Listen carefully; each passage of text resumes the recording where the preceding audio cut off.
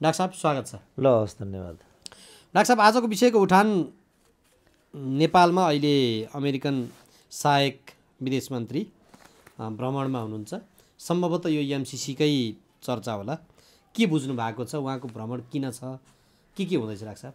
यो त त्यही नै होला मुख्यतः, किनभने प्रधानमन्त्रीको ग्लाक्सो भिजिट थियो अस्ति नै। त्यो भिजिटका बेला मेरो टोपी चिने भनेर प्रधानमन्त्री यहाँ बखान पनि गर्दै थिए। अब एमसिसीको बारेमा हामीहरू सहमतिबाट गर्नेपट्टि छौँ भनेर वचन दिएर आएको पनि भनेको सुनेको थियौँ हामीले एयरपोर्टबाट। त्यसपछि सायद त्यही सन्दर्भमा अब यिनले के वचन दिएका छन् त्यहाँ, त्यो वचन के भयो केटा हो भनेर सोध्न आएको जस्तो लाग्छ मलाई। भनेपछि एमसिसी पारित हुने दिशामा अगाडि बढ्छ होइन डाक्टर साहब? अब त्यसो हुँदा यो त पहिल्यै पास भइसकेको चिज हो नि, खालि औपचारिकताको लागि हाउसमा ल्याउने एउटा क्लज। त्यो क्लज पनि प्रचण्डहरूले चाहिँ केपी ओलीको टाउकामा हालिदिन खोज्दैछन्। केपी ओलीले हाउसमा लैजाने क्लज थप्नाले यो भ्याउसो आइलाग्यो। होइन भने यो पहिल्यै बिना विवाद अगाडि बढिहाल्ने विषय थियो भन्ने खालको हिन्ट्स प्रचण्डको स्टेटमेन्टमा आउँछ। अब कोटेश्वरको ओली विरोधी जुलुसमा एमसिसी मुर्दाबाद भन्ने नारा देन एन्ड देयर प्रचण्डले रोकेको त तपाईँहरूले पनि देख्नु भएको छ। त्यसमा त थोरै पनि पुल्चोकमा थोरै पनि किन्तु परन्तु त्यहाँ आवश्यक छैन। न्याकेट छ उनीहरू त्यसमा के चाहन्छन्, उनीहरूलाई केले चाहिँ अहिले गर्जो परिरहेछ, गाह्रो परिरहेछ भन्ने कुरा पनि मैले लेख्दा प्रष्टै छ। उनीहरू चाहिँ मनसा वाचा यो गर्नेमा छन्, किनभने यो गरेकै यिनीहरूले हो। यो एमसिसी भन्ने वस्तु चाहिँ यसको सुरुवातै माओवादीका पालामा भएको। अब हिजो कहाँ हो बाबुरामले बखान पनि गर्दै थिए, यो चाहिँ एउटा माग्ने देशले, एउटा भिख मङ्गाले कि भिखै माग्नु भएन, भिख मागिसकेपछि त के पाइन्छ के पाइँदैन त्यो दे अनुसारको हात थाप्नु पर्यो। यसमा के कचाकुचुक छ र भनिरहेको थिए बाबुरामले। उनको आशय पनि के हो भने यो ठ्याक्कै बाबुरामको पालामा अगाडि बढेको हो। मलाई लाग्छ एमसिसी पाऊँ भनेर यिनीहरूले नै पत्राचार थाले अमेरिकासँग। त्यसपछि अहिले यिनीहरूलाई धर्म सङ्कट परिरहेछ। तिमीहरूले माग्यौ लौ त भनेर अन्यत्र काटकुट गरेर भए पनि हामीले एमसिसी दियौँ, तर तिमीहरू अहिलेसम्म पनि यसमा बोल्ती बन्द गरेर बसेका छौ। यो के भइराखेको भन्ने प्रेसर चाहिँ दिन खोजे जस्तो प्रष्टै देखिन्छ। तर अब यिनीहरूले भित्रभित्र अब के कबुल गरेका छन्, के भनेका छन्, के गरेका छन्। किनभने त्यहाँ जुन एयरपोर्टमा जुन शेरबहादुरले प्रचण्ड र मैले चिठी लेखिसकेका छौँ भन्ने विषयलाई जसरी फेरि एउटा विषयवस्तु बनाइएको थियो नेपालको राजनीतिमा, शेरबहादुरले त्यसो भनेका, तर प्रचण्डले चाहिँ त्यसो होइन, हामीले चाहिँ गाह्रो छ सहमतिबाट गर्नेतर्फ सोच्दैछौँ भन्दै नगर्नेतर्फ चाहिँ हामीले पत्राचार गरेका हौँ। प्रधानमन्त्रीले त्यसलाई गर्नेतर्फ जो भन्नुभएको छ त्यो सत्यसँग मिल्दैन भन्नुभएको छ। अब त्यो पनि प्रष्ट छैन के भयो, किन उनीहरू यस्तो किसिमको दोगला चरित्र देखाउँछन्, किन जहिले पनि यस्ता कुराहरू उनीहरू गरिआउँछन्, किन नेपाली जनतालाई चाहिँ एउटा मुठभेडको एउटा जहिल्यै पनि मुठभेडको एउटा यो मजदारमा लगेर छोडेर लडाउने भिडाउने काम गर्छन्। यो मात्रै म बुझ्दिनँ। यिनीहरू कोशी गर्छन् हामीले लड्नुपर्ने, गण्डकी गर्छन् हामीले लड्नुपर्ने, टनकपुर गर्छन् हामीले लड्नुपर्ने, अरुण गर्छन् हामीले लड्नुपर्ने, महाकाली गर्छन् हामीले लड्नुपर्ने, अप्पर कर्णाली गर्छन् हामीले लड्नुपर्ने। यो बेहुदा काम हामीबाट किन भइरहेछ त्यो चाहिँ मैले बुझेको छैन। यिनीहरूलाई अहिले पनि नचिनेको नेपाली जनताले भने राम्रोसँग चिन्नु होइन भने यो आपसमा लड्नुको केही अर्थ छैन। यिनीहरू जातीय राज्य ल्याउँछन्, हामी लड्ने, सङ्घीयता ल्याउँछन्, हामी लड्ने, धर्मनिरपेक्ष ल्याउँछन्, हामी लड्ने। के हो यो? मैले यही चाहिँ बुझेको छैन। अब यो पनि पारित गर्छन्, अर्को एउटा द्वन्द्व सुरु हुन्छ त्यसो भने। अब त्यो के गर्छन्? अब त्यो चाहिँ सजिलो अहिले भइरहेको छैन, किनभने यिनीहरूले पारित गरे भने यिनीहरूले यसको मूल्य चुकाउनु पर्ने जस्तो देखिन्छ। पारित नगर्दा होइन, गर्दा यता लोकल मूल्य चाहिँ, नगर्दा चाहिँ अमेरिकी मूल्य चुकाउनु पर्ने कुरा हो।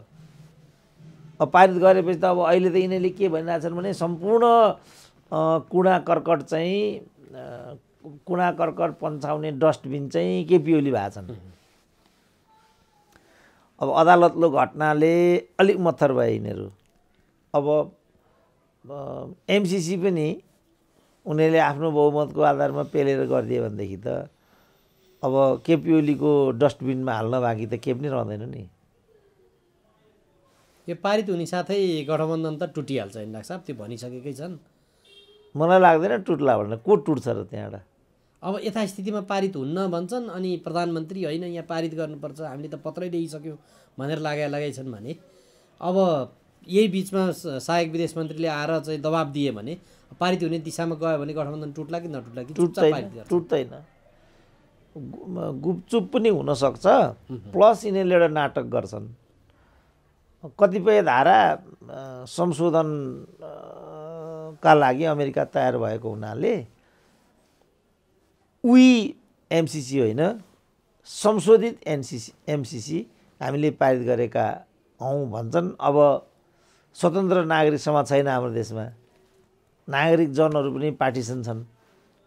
अब आफ्नो पार्टीले गरेपछि, जस्तो तपाईँलाई थाहा छ भनेदेखि महाकाली गर्ने भए यिनीहरू। हजुर। तर तत्क्षण चाहिँ भारतले एमालेलाई सत्ता प्राप्त वा सत्ताबाट चुतमा चाहिँ सकारात्मक भूमिका खेलेन भन्ने हिसाबले एउटा कार्यदल गठन गर्यो। सायद केपी ओलीकै अध्यक्षतामा कार्यदल गठन गरेको थियो। त्यो कार्यदलले चाहिँ अध्ययन गर्दै थियो, भारतसँग उनीहरूको कुरा मिल्यो। भारतसँगको कुरा मिलेपछि उनीहरूले चाहिँ एमसिसी महाकाली पारित नगर्ने तर्फको ओरिएन्टेसनलाई गर्नेतर्फ डाइभर्ट गर्न थाले। त्यो सम्बन्धी एउटा कार्यक्रममा म पनि पुगेको थिएँ। हजुर। एमालेको बल्खु कार्यालयमै भएको थियो त्यो। अनि त्यहाँ व्याख्या गर्दै थिए, झलनाथले हो कि केपी ओली वा माधव नेपाल कसले हो, व्याख्या गर्दै थिए र के भन्दै थिए भने, तपाईँहरूलाई राम्रोसँग थाहा छ इन्डियन एम्बेसीले हामीलाई पावरमा आउनको लागि असहयोग गरेको प्रतिक्रियामा हामीले यो महाकालीको बवन्डर खडा गरेका थियौँ। अब अहिले इन्डिया हामीसँग सकारात्मक हुने बित्तिकै महाकालीलाई लिएर जुधिरहनु पर्ने कुनै कारण छैन, किनभने यो महाकाली भन्ने चिजै हामीले गरेको चिजमा हामीले बखेडा किन गरेको भने उसले किन हामीलाई सत्तामा व्यवधान गर्यो त भन्ने प्रतिक्रियामा मात्रै हामीले नो महाकाली भनेको। वास्तवमा महाकालीको एथोरिटी त हामी हौँ, तपाईँहरूलाई थाहै छ। अनि किन तपाईँहरू यो सबै थाहा नपाए जस्तो गर्नुहुन्छ भन्दा त्यहाँका एमाले जनहरू यसरी टाउको निधाइरहेको मैले देखेको थिएँ। एमसिसीमा पनि त्यही हुन्छ। अब भोलि के भन्छन् भने प्रचण्डले यो त ल्याएको हामीले हो, यसको चिठी लेखेकै वर्षमानले हो, लेखाएकै बाबुरामले हो, लेख भनेको प्रचण्डले हो। तर अब अहिले यहाँ माओवादीहरू नै ठुल्ठुलो एमसिसी विरोधी कुरा गरेर हिँड्छन्। म यही चाहिँ बुझ्दिनँ क्या नेपालमा। त्यसपछि खिलराजको सरकार आयो, अगाडि बढ्यो। त्यसपछि सुशील कोइरालाको सरकार आयो, अगाडि बढ्यो। सुशील कोइरालाको सरकारमा रामशरण महत अर्थमन्त्री थिए। अहिले चाहिँ मूर्खले मात्रै चाहिँ यो एमसिसीको विरोध गर्दछन्। के कुकुरलाई घिउ नपचेको भन्दै हिँड्दैछन् नि रामशरण महत। कारण त्यो हो। त्यसपछि ओलीको सरकार आयो। त्यो सरकारमा भीमराव आफै डिपिएम छन्, विष्णु पौडेल अर्थमन्त्री छन्। त्यसपछि कसको आयो? प्रचण्डको आयो। हजुर होइन, त्योभन्दा अगाडि प्रचण्ड र त्यस पछाडि ओलीले नछोडेको के छ? अनि शेरबहादुरको, अनि त्यो सरकारले चाहिँ चुनाव गराएको। हजुर प्रचण्डै आएर त अनि शेरबहादुरसँग आलो पालो गरेको होइन त? प्रचण्डसँग शेरबहादुरले आलो पालो गरेर त्यही त हो नि। हो, अनि चुनाव गरेको। अनि त्यहाँ त्यो सरकारमा चाहिँ छोटो समयको लागि अर्थमन्त्री महरा छन्, परराष्ट्र मन्त्री पनि महरा छन्। अनि केपी ओलीले भनिरहेछन् त, महराले नै विदेशमा गएर चाहिँ अमेरिकामा गएर यसमा पहिलो चरणको सही गरेर आएका हुन्। त्यसपछि शेरबहादुरको सरकार बन्यो।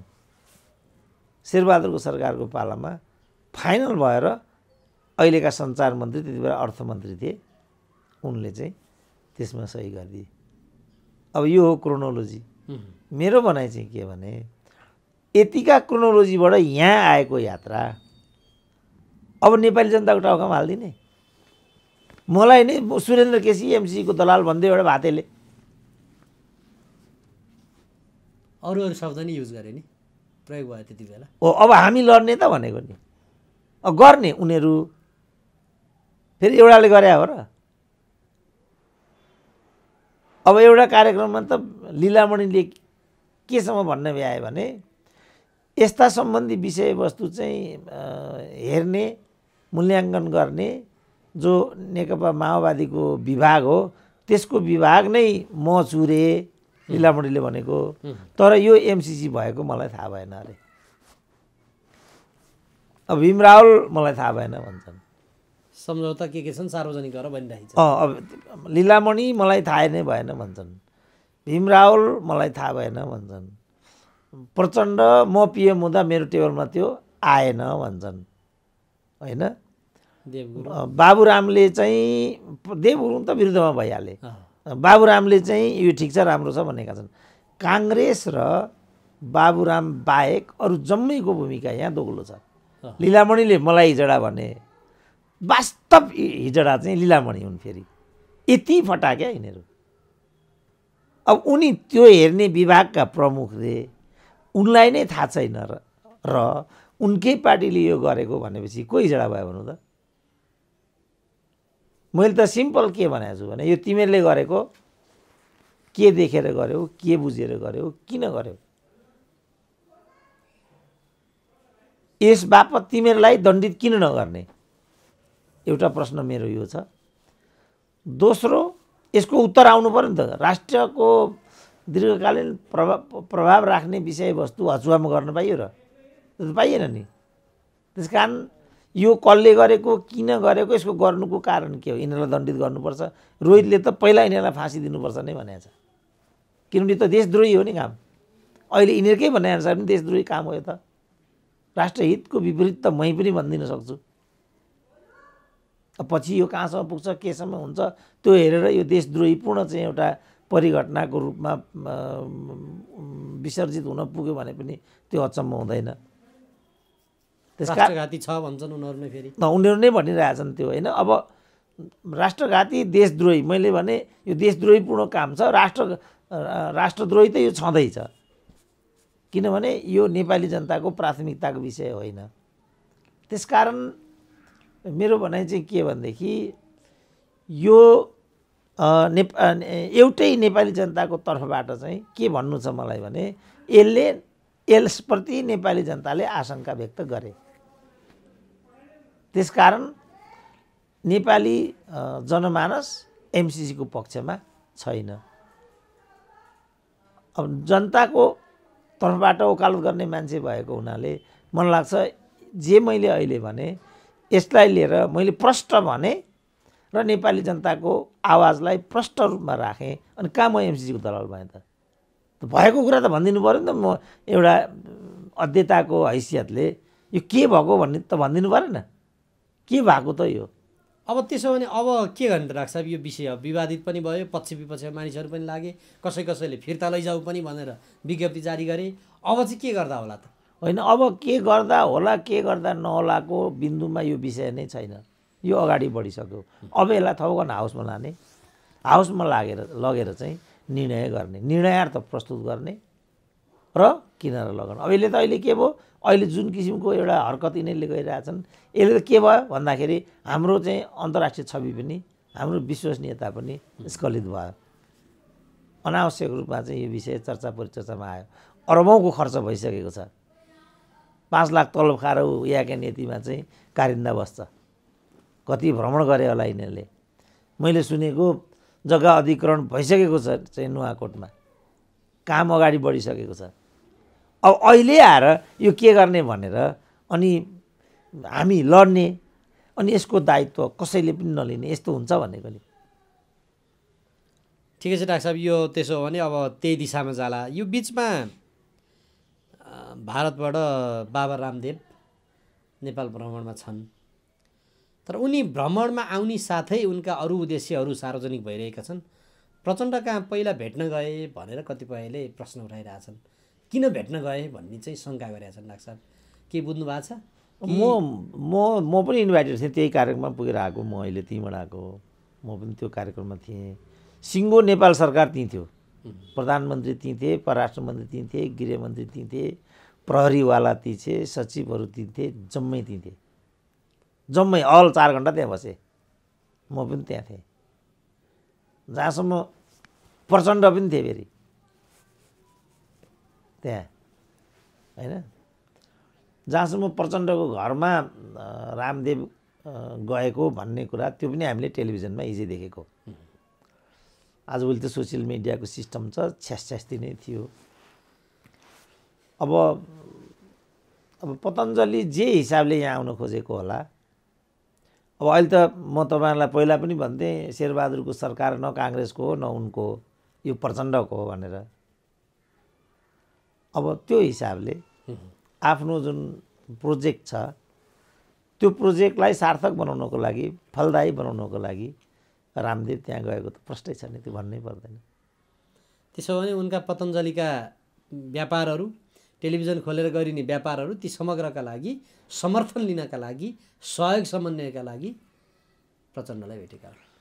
अब त्यहाँ त शेरबहादुरले जुन मन्तव्य दिए, किनभने यो एकदम झन्डै अन्तर्राष्ट्रिय स्तरको कार्यक्रम थियो। नितिन गडकरी भारतका राजमार्ग मन्त्रीले भर्चुअलबाट सम्बोधन गरेका थिए र त्यो सुन्न लायकको सम्बोधन, किनभने हामी यहाँका यी 2 पैसेहरूको सुन्दा केही सूचना छैन, केही ज्ञान छैन, प्रस्तुति छैन। त्यस्ताको सुन्दा नितिन गडकरीको एउटा ओजस्वी भाषण पनि एकदमै इन्फर्मेटिभ पनि थियो। मैले त्यो इन्जोय पनि गरेँ, त्यो लाइभ थियो उबाट। उनीहरू त त्यो हिसाबले आइरहेका हुन्छन्। अब त्यहाँ शेरबहादुरले बोल्ने क्रममा चाहिँ जे चाहिएको हो पतञ्जलिलाई त्यो सबै दिन नेपाल सरकार तत्पर छ भन्दै थिए उनी। टेलिभिजन खोल्न दिन पनि तयार। टेलिभिजन त खोलिने, 2टा टेलिभिजन खोले आजै, अपरेसन भइसक्यो आज। त्यसको उद्घाटनको लागि नै यो सब कार्यक्रम भइरहेको थियो। र विशाल एउटा भवन रहेछ त्यहाँ, पतञ्जलि भवन, अतिथि गृह, विशाल परिसर रहेछ मण्डिकाटार। म त्यो पुगेको पनि थिइनँ, त्यो सबै उद्घाटन भयो आज। कतिपयले रामदेवले यो अर्थतन्त्रलाई क्याप्चर गराउँछन् भनेको त्यहाँबाट कति हुन्छ नाफा लिएर जान्छन् भन्छन्। हाम्रो यसै त निर्यात कम आयात बढी भएको अवस्थामा अब यो पतञ्जलिका सामान, यो टेलिभिजन, यो सबै गरेर अर्को चाहिँ अर्थ उतैतिर लिएर जाने खालको प्रपञ्च यो त होइन भन्छन् नि डाक्टर। त्यहाँ उनले चाहिँ के भने भनेदेखि नेपाल ब्रान्च मात्रै यस्तो हो रामदेवले भनेको जहाँबाट 1 रुपियाँ पनि भारत जाँदैन भने। अब 57 उनले भनेको कुरामा भर गरौँ भने तपाईँले भनेको कुरासँग म्याच गर्दैन। अब ठ्याक्कै के हो त्यो म भन्न सक्दिनँ, किनभने अघि मैले भने नि हाम्रो एउटा विश्वसनीयताको जुन प्रश्न, हाम्रो आचरणको एउटा शैली त्यो अनौठो छ क्या नेपालीहरूको। जे कुरामा पनि हामी नकारात्मक छ, जे कुरामा पनि त्यो सबै भित्रभित्र आफै गर्ने। फेरि जस्तो यो जुन तपाईँले भन्नुभएको छ, भित्रभित्र आफै रामदेवको फेरि कार्यकर्ता भएर हिँड्ने नेपालीको मनोवृत्ति फेरि यो छ। भित्रभित्र चाहिँ बाहिर चाहिँ फेरि त्यस्तो त्यो आनी बानी छ हाम्रो, होइन? अब त्यहाँ मैले जम्मै देखेँ होइन। अब प्रचण्डको अभिव्यक्ति पनि हेरेँ होइन। अब उनीहरू त कुनै क्षमता छैन उनीहरूसँग, प्रस्तुतिमा उनीहरू कुनै त्यस्तो किसिमको एउटा अवधारणा राख्न सक्दैनन्। लाज लाग्नुपर्ने। अब शेरबहादुरको त के कुरा गर्ने, कुरै नगरे पनि भयो। प्रचण्डलाई पनि अप्ठ्यारो। माधव कुमार नेपाल पनि थिए, पहिला वक्ता हुनै थिए। सबै शीर्ष नेता पकडमा रहेछन् त्यसो भए त। देशको राज्य समितिरै पकडमा, प्रधानमन्त्रीदेखि सबै मन्त्रीहरू भनेपछि त। अब म अझ त्यो पकड सकड भन्ने शब्दमा पनि म उभिन चाहन्न, किनभने अर्थ छैन के। अब त्यहाँ माधव कुमार नेपालको भनाइ के थियो भने म प्रधानमन्त्री हुँदा सम्पूर्ण रूपमा मैले गरिदिएको म अहिले पनि सम्झिरहेको छु। उनी त्यो लाइटमा बोल्दै थिए। टुँडिखेलमा योगको ठुलो सभा नै भयो डाक्टर। म त्यो गर्दै थिएँ। अब शेरबहादुर जे चाहिन्छ नेपाल सरकार तत्पर छ भन्दै थिए। प्रचण्डले के भने उहाँ त एउटा जोगी सन्त धार्मिक मान्छे भनेको त भयङ्करको क्रान्तिकारी पो हुनुहुँदो रहेछ भन्दै थिए प्रचण्ड। अब तपाईँ मसँग यस्तो सोध्दै हुनुहुन्छ, फेरि बेकारमा फेरि उही एमसिसीमा सुरेन्द्र केसी दलाल निस्क्यो भने जस्तो फेरि एउटा लालबुजक्करले अर्थ लगाइदियो भने। रामदेवको मामिलामा पनि त्यही भन्ला नि भन्ने। मैले जे भने उनीहरूका विषयवस्तु यिनीहरू नै हुन्। जस नेपालबाट 1 रुपियाँ पनि उता जाँदैन भन्ने उहाँको स्पष्ट भनाइ। उनले एकदम प्रष्ट, नेपाल मात्रै यस्तो देश हो जहाँ चाहिँ यहाँ जति पनि मेरो अनेक ठाउँमा लगानी छ, अनेक मान्छेले रोजगारी पाइराखेका छन्। अब त्यसो भने डाक्टर साहब, अब हुन त यो उहाँसँगै सोध्नुपर्ने प्रश्न, टेलिभिजनै किन खोलो? या त सोसियल मिडिया यत्रो छन्, टेलिभिजन यत्रो छन्, यति सानो देशमा प्रशस्तै छन् भने त्यो अरू अब त्यत्रो चाहिँ 40औँ धनीभित्र त परिसक्नु भएको छ उहाँ भने अरू धेरै नेपालीहरू सबैलाई आय आर्जन रोजगारी हुन सक्ने र देशलाई साँच्चै एउटा अर्थतन्त्र दिन सक्ने गरेर अरू लगानीका स्रोतहरू हुन्थे नि त, उता 1 रुपियाँ पनि नजाने यतैतिर हुने गरेर। त्यही टेलिभिजनै 2-2वटा किन खोल्न पर्ने थियो होला भन्ने यो मेरो मनमा लागेको मात्र लाग्छ। यो मनमा लागेको मात्रै होइन, राम्रो पनि छ प्रश्न, यो सामूहिक पनि छ। किनभने म आफै त्यहाँ सहभागी भएर आएको हुनाले म त्यसको आँखो देखा पनि छु। त्यहाँ उनले 2-3टा कुरा गरेका थिए। एउटा कुरा के गरेका थिए भने म अनपढ परिवारबाट जन्मी गाउँबाट निस्केको एउटा योगी जीवनमा प्रवेश गरेको मान्छे हुँ भने आफूलाई रामदेवले। र बालकृष्णलाई चाहिँ उनले अत्यन्तै न्यून आय भएको 5-7 एकड जग्गा भएको परिवारको मान्छे भारतको कुनै एउटा संस्थामा चौकीदारी गर्ने नेपालीको छोरो हो। र हामी अत्यन्त न्यून परिवारका त्यस्ता मानिसहरू हौँ। र जे हामी यहाँ निवेश गर्छौँ, जे हाम्रो आय हुन्छ, यो चाहिँ व्यापार होइन। यो चाहिँ हाम्रो पूर्वीय मूल्य मान्यताको आधारमा हाम्रो आफ्नै जडीबुटी र हाम्रो जुन विरासतको आर्थिक पद्धति र परम्परा हो, त्यसलाई पुनर्ताजगी गर्ने, पुनर्जागरण गर्ने एउटा अभियान हो। अब यो अभियान हो भन्ने बित्तिकै यस अभियानलाई भन्नुभयो सार्थक र सम्प्रेषणीय बनाउनको लागि त सञ्चार माध्यमहरू त चाहिए। त्यो त उहाँले व्याख्या गर्न त्यहाँ सक्नु भएन, मैले त्यो थप व्याख्या गरिदिएको। ती प्रोडक्टहरूलाई र त्यो पद्धतिलाई, किनभने गडकरीको भाषण त वास्तवमा सुन्न लागेको थियो। गडकरीको भाषण मैले पहिला पनि सुनिसकेका थिएँ, एकचोटि ग्राम मन्त्री थिए तिनी, एकचोटि सोसियल मिडियामै मैले सुनिसकेको होइन। त्यो संयोगले आज उनको आज पनि सुनियो र उनका जस्तो भनौँ न, यो दशरथ यो अयोध्या र जनकपुरको रोड, सीतापुर जनकपुरको रोड र यो उत्तर प्रदेश उत्तराखण्डबाट अगाडि बढेर कैलाश मानसरोवरसम्म जाने सडक, त्यो सबै कुरा, किन उनी चाहिँ सडक तथा राजमार्ग मन्त्री रहेछन्, त्यति बेला ग्राम मन्त्री थिए। म पनि भर्खर मानसरोवर पुगेर पनि आएको हुनाले र यो मानसरोवरसँगलाई जोड्ने राजमार्ग विवादित पनि रहिरहेको, भर्खरै हाम्रो भारतका निवर्तमान राजदूत निलाम्बर, भारतका लागि नेपालका निवर्तमान राजदूत निलाम्बरको पनि अन्तर्वार्ताको हेडलाइन मैले हेरिरहेको थिएँ। त्यो राजमार्ग त्यो सडक बन्दाखेरि मलाई पनि थाहा भएन भनिरहेको त। हाम्रा त यस्ता हुन्छन् नि त, त्यत्रो सडक बनिरहेको हुन्छ राजदूतलाई पनि थाहा हुँदैन। त्यत्रो जयल सिंह धामी कि के अरे त्यो मर्ने ट्विनबाट मर्ने, हजुर जयसिंह धामी त्यत्रो त्यहाँ मारिराखेका छन्। हाम्रो राजदूतले त सुनेकै हुँदैन नि त। यस्ता खालका राजदूतहरू भएको देश र यत्रो सडक बन्दाखेरि कालापानीमा विदेशी सेना आएर बस्दा पनि थाहा नपाउने यस्तो संयन्त्रका मान्छे हो नि त हामी। तिनीहरू नै यहाँ आएर चाहिँ फेरि राष्ट्रवादी किताबहरू लेख्ने, राष्ट्रवादी भाषणहरू गर्ने त्यस्ता मान्छेहरू भएको देश हो नि त हाम्रो त। त्यो भएको हुनाले त्यो सब कुरालाई एउटा किनभने सञ्चार माध्यम मिडिया त अहिलेको युगको वास्तविक शक्ति हो नि त। त्यसकारण पतञ्जलिले ती शक्तिहरूलाई प्रयोग नगर्ने भन्ने त अपेक्षा गर्न सकिँदैन। अब यो कस्तो हो कति हो, हामीलाई यसले कति फाइदा गरेछ कति बेफाइदा गरेछ। अब स्वामी रामदेवले नै भने जस्तो नेपाललाई मात्रै मालामाल गराइदिएको हो भनेदेखि फेरि किन हामीले रुनु पर्यो यसमा। किनभने मालामाल गराइरहेछ नेपाल र नेपाललाई भने रामदेवले यहाँ अरू 10वटा टिभी चलिरहेछन् भने 2वटा टिभीहरू चले त के फरक पर्यो। त्यसकारण होइन र यो नेपाल र नेपालीको हितमा रामदेवले भने त छैन होइन भनेदेखि नेतृत्वहरूले आवाज दिनुपर्नेमा अब माधव ती छन्, प्रचण्ड ती छन्, 10जना मन्त्री त्यहाँ छन्, कमसेकम 20जना सांसद थिए होला त्यहाँ, कमसेकम हाकिमहरू जम्मै थिए त्यहाँ। त ती जम्मैलाई त्यहाँ साँची राखेर त्यति रामदेवले भने सबलाई ढाँटेको त पक्कै होइन होला।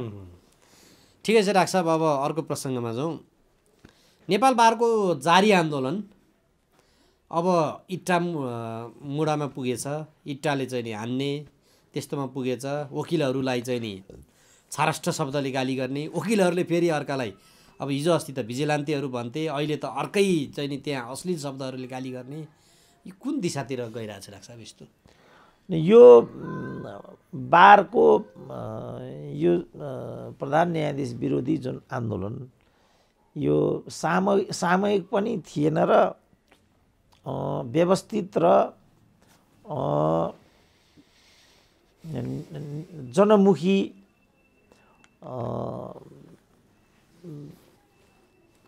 होइन भन्ने भरपर्दा आधारहरू पनि थिएनन् क्या। अब हामी जस्तो समर्थन छैन यो आन्दोलन, त्यो म भन्न सक्दिनँ उनीहरूको के छ कसो छ त्यो म भन्न सक्दिनँ। किनभने त्यो त आउन बाँकी नै छ। शम्भु थापालाई मान्ने हो भने त 10औँ हजार मान्छे 10औँ लाख मान्छे अहिले नै हामी काठमाडौँबाट उतारिदिन सक्छौँ, संविधानै हामी फेरिदिन सक्छौँ, सम्पूर्ण कुरा हाम्रै हातमा छ, हामी जे पनि गर्न सक्छौँ भन्दै थियो उनी। आजसम्मको चेतावनी दिएको छन्। हो त उनको यो शैली र बारको भूमिकाको कारणले यसको जुन एउटा सन्देश हो त्यो वाञ्छित मात्रामा हामी ठाउँमा आइपुगेन। किनभने यी सबै साथी त हाम्रै हुन् नि त। फेरि हामी बारको विपरीत पनि होइनौँ, यो यो यो यो पङ्क्तिको इतर पनि होइनौँ। फेरि हामी मूलत उनीहरू नै हौँ, तर हामी यो चिजलाई चाहिँ क्रिटिकल्ली प्रस्तुत गर्छौँ। त्यति मात्रै उनीहरूसँग हामी जोडिएका छैनौँ कि भने जस्तो भान पर्ने विषयवस्तुसँग टाढा छैनौँ। तर हामीलाई आशंका के लागिराखेको छ भने अदालतभित्रको खराब चोलेन्द्र मात्रै हुन् भन्नेमा विश्वास छैन। त्यसमा चाहिँ किनभने यो पहिल्यै शम्भुले पनि भनेको छ, हजुर हामी नै घुस खुवाउँछौँ, घुस खाएरै न्यायाधीशहरूले चाहिँ फैसला गर्छन् भन्ने कुरा र हरिकृष्ण कार्कीको प्रतिवेदनमा पनि यी सब कुराहरू परिरहेको सन्दर्भमा चोलेन्द्र शमशेरलाई मात्रै एक ल्याएर प्रहार गर्नुको नजिर भोलिका लागि, अझ हामीले त चोलेन्द्र शमशेरको लागि बोलेको पनि होइन, यो तरिकाले प्रधान न्यायाधीशलाई फाल्ने हो भने मैले तपाईँहरूसँगै लामो कुरा गरिसकेको छु। यिनीहरूले आइजीलाई फाले, भिसीलाई फाले, अब अहिले 23वटा राजदूतलाई फालिरहेको स्थिति छ। सरकार बदले नै पछि सचिव बदल्छन्, अनि सचिव बदल्ने बित्तिकै उसले चाहिँ डाइरेक्टर बदल्छ, उसले डाइरेक्टर बदल्ने बित्तिकै डाइरेक्टरले प्रोई बदल्छ। त यो लोकतन्त्रको नाममा यस्तो गर्न पाइन्छ कि पाइँदैन भनेको हामीले। अब कोही व्यक्तिमाथि उसको नैतिकतालाई लिएर उसका कार्यशैली र आचरणलाई लिएर प्रश्न उठ्यो भने सम्बन्धित व्यक्ति स्वयंले राजीनामा दिएर अनि अथवा बाहिर बसेर ल यो कुराहरू हिजो मलाई भनेको थियो खोइ त यहाँ भन भनिदिँदा के हुन्छ त भन्ने कतिपयको तर्क छ नि डाक्टर साहब। त्यसो भने त प्रश्न बारमाथि पनि उठ्यो नि त। बारको अध्यक्षले छोरालाई बनाउन खोजेको, त्यहाँ एकजना अभियन्ता छ उसले स्वास्नीलाई बनाउन खोजेको, त्यहाँ एकजना वरिष्ठ अधिवक्ता छन् सालिललाई बनाउन खोजेको, मोलतोल गरेर न्याय परिषदमा विगत समयदेखि नै पठाइआएको पृष्ठभूमि रहेको यी प्रश्न चाहिँ आकर्षित हुन्छन् कि हुँदैन नि त। शम्भु थापाले आफै म घुस पनि खुवाउँछु, न्यायाधीशहरू घुस पनि खान्छन् र घुसको आधारमा फैसला हुन्छ भनेको चाहिँ प्रश्न नैतिक हुन्छ कि हुँदैन त बाबु? ल यसमै डिबेट गरौँ न त। तपाईँलाई चाहिँ नैतिक प्रश्न लाग्ने, मलाई नलाग्ने त्यस्तो हुन्छ? नैतिकता त व्यक्तिले अनुभूति गर्ने कुरा हो, सबैलाई लाग्नु पर्यो, व्यक्ति विशेषलाई तारो मानेर भएन। तर अब परिस्थिति चाहिँ झन्झन जटिल हुँदै जाने, वार्की पार पनि नहुने, अनि त्यहाँ 10 वर्षमा बल्ल बल्ल पालो कुर्दा कुर्दा आएको जुन आफ्नो पेशीको दिन छ त्यो चाहिँ यत्तिकै गुज्रिने, कसले समस्या समाधान गरिदिनु? अब हो यो चाहिँ नैतिक प्रश्न हो कि होइन त? 19 जना न्यायाधीश माथि प्रश्न उठेको छ, तलब खाने काम नगर्ने भनिएको छ। यो प्रश्न चाहिँ नैतिक बन्छ कि बन्दैन त? मैले सुनेको अहिलेसम्म त सबै न्यायाधीशहरू काममा फर्किसकेका छन् भनेर, जहाँसम्म कसले समाधान गर्छ तपाईँले भन्नुभएकोमा न्यायाधीशहरू काममा फर्किसकेका छन्। अपुष्ट आजको डेभलपमेन्ट हो, एकछिन पछाडि त्यो क्लियर पनि होला, फर्किसकेको भन्ने छ। यो पटक पटक फर्किने तर फेरि वार्ता हुने फेरि उतै लाग्ने यस्तो भइरहेको छ त भनेपछि उनीहरूमाथि चाहिँ नैतिक प्रश्न उठ्छ कि उठ्दैन त? जस्तो बन्दी प्रत्यक्षीकरणको जुन मामला छ त्यो मामला चाहिँ यस प्रकारले चाहिँ रोक्न पाइँदैन, यसमा अन्तर्राष्ट्रिय कानुन पनि आकर्षित हुन्छ भन्ने छ।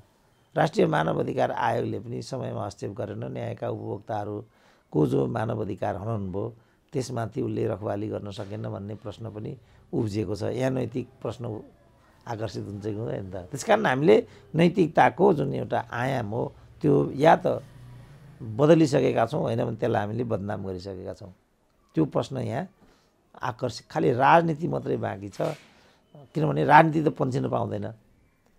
राजनीतिले नै तपाईँहरूलाई यो गर्नु राम्रो, जस्तो मैले च्यालेन्ज दिएर भने नि, तपाईँहरूलाई यो व्यवस्थापन गर्न गाह्रो छ भनेदेखि तपाईँहरू यो जिम्मेवारी मलाई दिनुहोस्, तपाईँलाई चोलेन समस्या राजीनामा चाहिएको म चोलेन समस्या राजीनामा गराइदिन्छु, मैले नै भनेको छु। प्रधान न्यायाधीशलाई केही गाह्रो छ, म बारसँग सेतुको काम गरिदिन्छु, फेरि म आह्वान गर्छु। त राज्य पनि यसरी नै आउनु पर्यो नि। राज्यको मामिलामा पनि डाक्टर साहब यो राजनीतिक दलहरू राज्य स्वयं पनि अब हिजो राजनीतिक रूपमा उनीहरूले राज्यका समस्या अथवा राजनीतिक दलका समस्या समाधान नहुँदा चाहिँ अदालतलाई गुहार्न हुने। अब अदालतले अहिले त्यहाँ चाहिँ नि केही समस्याहरू आयो त्यस्तो भयो भनेदेखि अब उनीहरूले यहाँ बसेर चाहिँ होइन त्यो त अदालतको मामिला भन्ने, यो चाहिँ के खालको चरित्र हो डाक्टर साहब? यो चाहिँ होइन, यो समस्या पर्दा चाहिँ फेरि कार्यपालिका प्रमुखै तपाईँ नै बनिदिनु पर्यो भनेर न्यायपालिका प्रमुखलाई बुझाइदिइहाल्ने। अब हो त्यहाँ नैतिकता, तपाईँले अघि नैतिकताको कुरा गर्नु भने ल हो त्यहाँ नैतिकता हुन्छ कि हुँदैन त? अब एउटा प्रधान न्यायाधीशले तिनटै अङ्गको प्रमुख हुन पाइन्छ कि पाइँदैन? फेरि यस्तो किसिमले उनले त गरेछ कि त्यो काम तमाम गरेको भोलिपल्ट उहाँले राजीनामा दिनुभएको छ। फेरि यो चाहिँ नैतिकताको प्रश्न बन्थ्यो कि बन्दैन थियो त? त्यसपछि आज अदालत चाहिँ यो ठाउँमा आइपुगेको भन्ने छ। अरू अझ ऊ कल्याण श्रेष्ठको हकमा चाहिँ खुल्लमखुल्ला के प्रश्न उठाए मान्छेले भने, जबसम्म कल्याण श्रेष्ठलाई राष्ट्रिय मानव अधिकार आयोगको अध्यक्ष बनाइँदैन तबसम्म यो समस्या जारी रहन्छ भनेको छ। नैतिकताको प्रश्न उठ्छ उठ्दैन त्यहाँ? त्यसकारण यो अनैतिकताको प्रश्न हो। यो अनैतिक मान्छेहरूले नैतिकताको चाहिँ आवरणमा गैर जिम्मेवारपूर्ण चाहिँ हरकत गरेको परिघटनाको भन्नु पर्यो नाङ्गो रूप चाहिँ सर्वोच्च अदालतमा प्रकट भइराखेको स्थिति छ। अब कानुन मन्त्रीले नै पनि एक प्रकारले हात उठाइसकेको स्थिति छ र उनीहरूले के सङ्केत गरिसकेको स्थिति छ भने हामी अदालतमा हात हाल्न सक्दैनौँ। किनभने अदालत आफैमा एउटा स्वायत्त संस्था हुन्छ, तिनवटा अङ्गमध्ये एउटा हैसियत लिएर बसेको हुन्छ। स्पष्टीकरण दिने कुरा त्यस्तो सम्भव छैन, राजीनामा देऊ त्यस्तो सम्भव छैन, राजीनामा देऊ अन्यथा हामी महाभियोग लगाउँछौँ, यो मात्रै त्यसको हतियार हुन्छ। सुशीला कार्कीमाथि उनीहरूले यही गर्न खोजेका थिए, लोकमान कार्कीमाथि उनीहरूले यही गर्न खोजेका थिए। उनीहरूले टिकेनन्, उनीहरू चाहिँ पन्छेर गए। तर प्रधान न्यायाधीशको हकमा त मैले नै भनेको छु तिमी त्यहाँ टिकिरहनु, किनभने बढ्ता भयो। भने त मेरै पोजिसन त्यो छ। त साथीहरूले एउटा विश्वासको वातावरणमा उहाँहरूले किन यो गर्नुभएको? घुसपेसबाट यो कुराको निरूपण हुन सक्दैन, किनभने त्यो सब गर्छन्, जम्मैले गरे हुन्छ त्यो चिज नेपालमा। त्यो नगर्ने मलाई लाग्छ वकिल पनि छैन होला, न्यायाधीश पनि छैन होला, चोलेन्द्र शमशेर मात्रै हो भन्ने मलाई लाग्दैन। अब अहिले त मान्छे आदि के भन्न थाल्यो भने चोलेन्द्र शमशेरसँग तपाईँले जुन सरकारले किन हस्तक्षेप गरेन के भन्नुभएको छ। आजदेखि त सोसियल मिडियामा के खबर आउन थाल्यो भनेदेखि शेरबहादुरले नै अरबौँ रुपियाँमा प्रधानमन्त्री पद चाहिँ चोलेन्द्र शमशेरबाट किनेका थिए। अब नैतिकताको प्रश्न आउँछ कि आउँदैन यहाँ? किन यहाँ जसलाई जे पनि भन्ने चलन छ, कसैले कसैलाई भरोसै गर्दैन। अब गोकुल भास्करलालले 70 करोडको कुरा भने, प्रधानमन्त्री त्यसको डिफेन्ड गरे। कृष्णबहादुर महराको त्यति बेला एउटा 50 करोडको एउटा वारदात आएको थियो, मैले बोलेको त हुँ तर कहाँ बोलेँ कसरी बोलेँ त्यो म भन्न सक्दिनँ भने पछिबाट पार्टीले चाहिँ प्रतिक्रियावादीहरूले पिस गरेर जोडेर हाम्रो चाहिँ क्रान्तिकारी गौरवशाली नेतालाई, गौरवशाली पार्टी बदनाम गर्न प्रतिक्रियावादी देशी विदेशी प्रतिक्रियावादीले चलाएको प्रपञ्च हो भन्थे। अब तपाईँहरू खालि चोलेन्द्र शमशेरमा नैतिकताको किन भएन, किन यसरी एउटा गरिबलाई लखेट्नु? मैले चोलेन्द्र शमशेर मात्र भनिनँ, त्यहाँ त अरू न्यायाधीशहरू जो छन् ती न्यायाधीशहरूमाथि नि प्रश्न उठेको छ। त्यही प्रसङ्गमा चोलेन्द्र शमशेर जो अहिले प्रधान न्यायाधीश हुनुहुन्छ उहाँले तपाईँहरूमाथि नि त प्रश्न उठाएको छ नि भनेर अरूलाई पनि औँला देखाउँदै हुनुहुन्छ। अनि अरू चाहिँ तयार नहुने, म मात्र तयार हुने भन्ने उहाँको प्रश्न छ। तर यो समग्रले जनता चाहिँ समस्यामा पर्याय भयो भन्ने कुरा हो नि। अब त्यो पनि नैतिकताकै प्रश्न हो। जनतालाई अप्ठ्यारोमा पार्ने नैतिक जवाफदेही हाम्रो बन्छ कि बन्दैन, त्यो पनि नैतिकताकै प्रश्न भयो। और राज्यले चाहिँ तपाईँहरू चाहिँ सरकारको तलब सुविधा इत्यादि सलोट खाने अनि काम नगर्ने भन्ने प्रश्न राज्यले चाहिँ गर्न किन सक्दो रहेनछ भने आफू सरकै संस्था हो त्यो, होइन? त्यो त प्रहरीको आइजी त होइन नि, नेपाल सरकारको सचिव पनि होइन, त्यो त आफू सरकै संस्था हो। उसले त्यो त्यहाँ केही पनि गर्न सक्दैन, हस्तक्षेप हुन सक्दैन। यस्तो बेलामा न्यायाधीशहरूकै नैतिक दायित्व के बन्छ भने हामीले चाहिँ बन्दी प्रत्यक्षीकरणको मुद्दालाई यसरी उपेक्षा गर्नु हुन्छ कि हुँदैन, यो त हेर्न थालेका छन्। अब त्यो अब त्यस पछाडि चाहिँ यस प्रश्नमा होइन तलब खाने, सुविधा खाने अनि काम नगर्ने, यो न्यायाधीश जस्तो गरिमाशाली पदासीन व्यक्तिले यो गर्न चाहिँ मिल्छ कि मिल्दैन, फेरि नैतिकताको प्रश्न त्यहाँ पनि आउँछ। त्यसकारण यो चोलेन्द्र शमशेरको हकमा चाहिँ मैले चाहिँ यो पद्धतिलाई दुई कारण यसमा मैले तेर्स्याएको छु। पहिलो कारण के छ भने यसरी न्यायाधीशको हुर्मत लिनु पद्धतिका दृष्टिकोणले, परम्पराका दृष्टिकोणले, नजिरका दृष्टिकोणले उपयुक्त हुँदैन। किन? गलत नजिर बस्छ यहाँ, उपयुक्त प्रक्रिया हुँदैन। एक अर्को मैले के भनेको छु भन्दाखेरि चोलेन्द्र शमशेरको हकमा चाहिँ यदि बारले गरे जस्तो गल्ती चोलेन्द्र शमशेरबाट भएको छ भने त्यो त कारबाहीको विषय पो भन्नुपर्छ त, त्यो राजीनामाको विषय बनेर हुन्छ।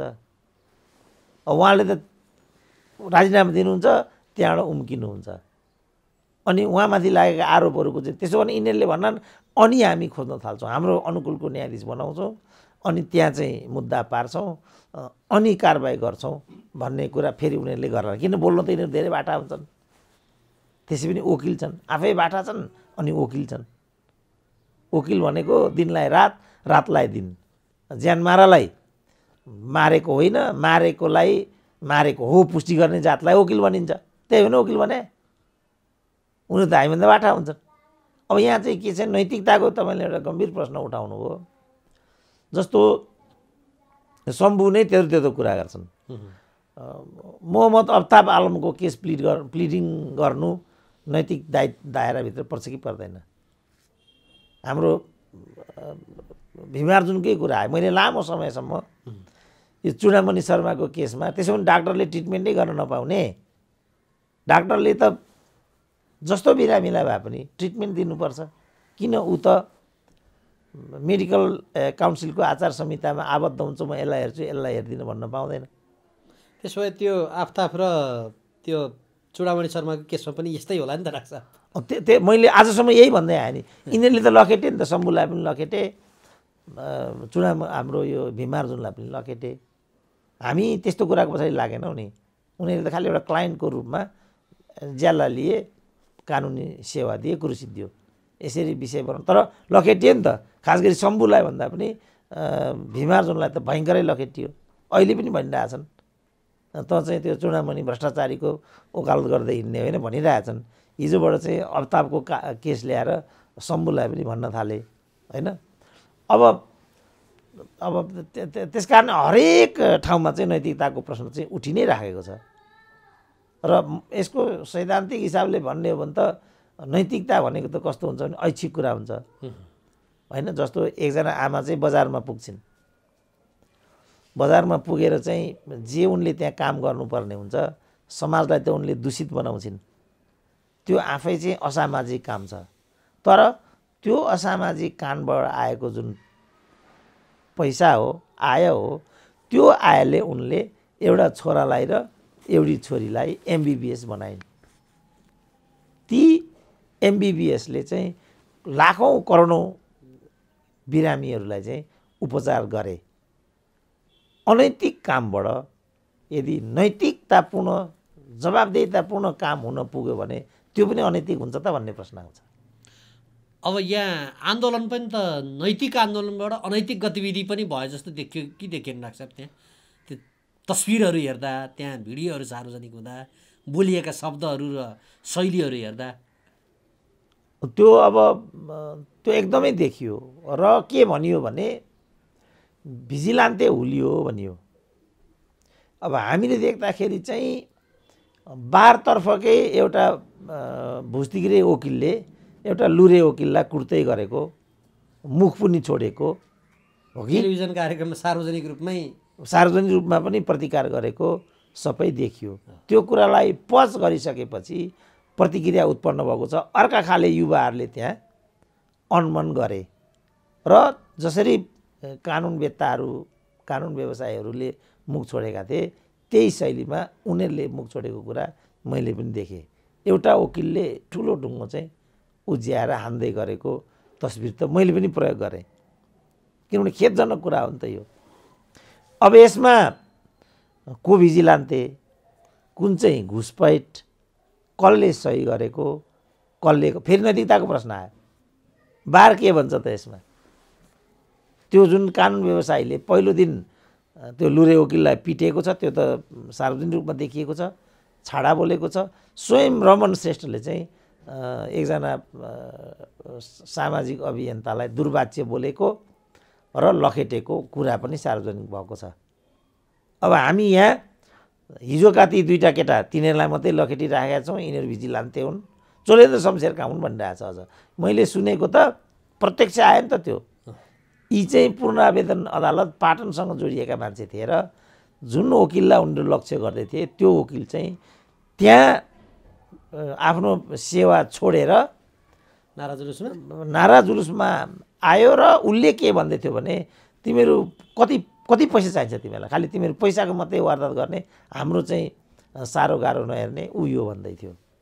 अब त्यसैलाई भिजिलान्ते भनेर सरकारले पक्रिसक्यो भन्ने मैले सुने।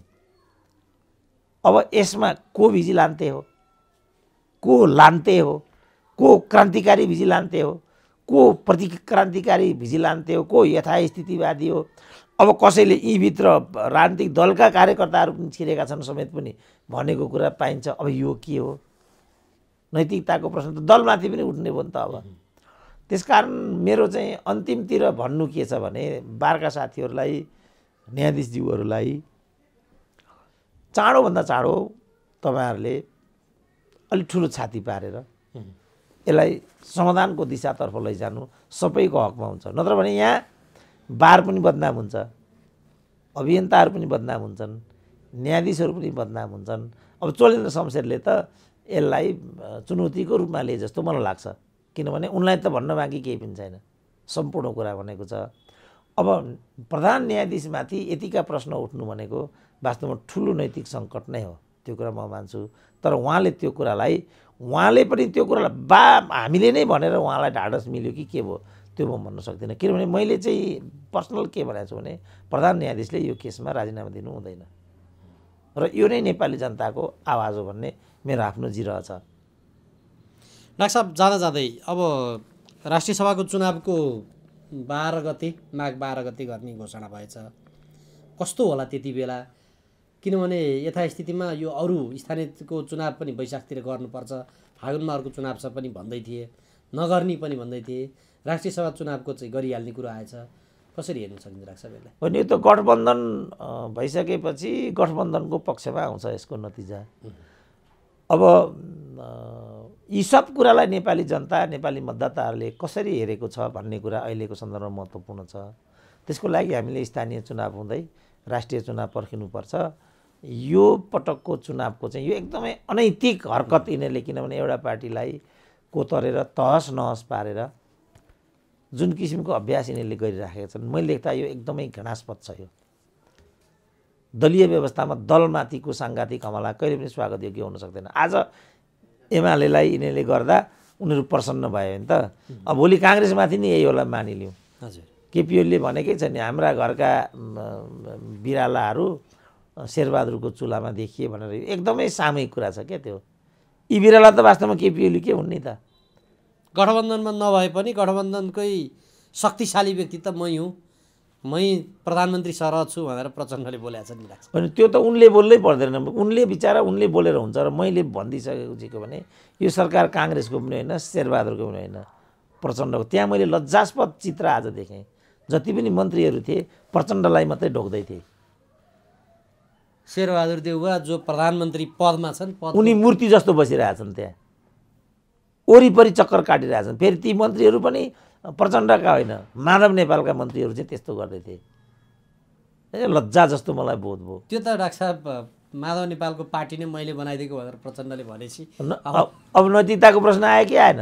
एक दिन बरु नैतिकता के हो भन्ने विषयमा मात्रै मसँग एउटा अन्तर्वार्ता लिनु, म अगाडि नै मलाई सूचना दिनु। सम्पूर्ण चाहिँ गुगल चारेर म व्हाट इज मोरालिटी भन्नेमा बोल्छु एक दिन। हुन्छ डाक्टर साहब, त्यो पनि समय आउला। हस्, आजको लागि म धन्यवाद र आभार व्यक्त गर्छु। ल हस्, धन्यवाद।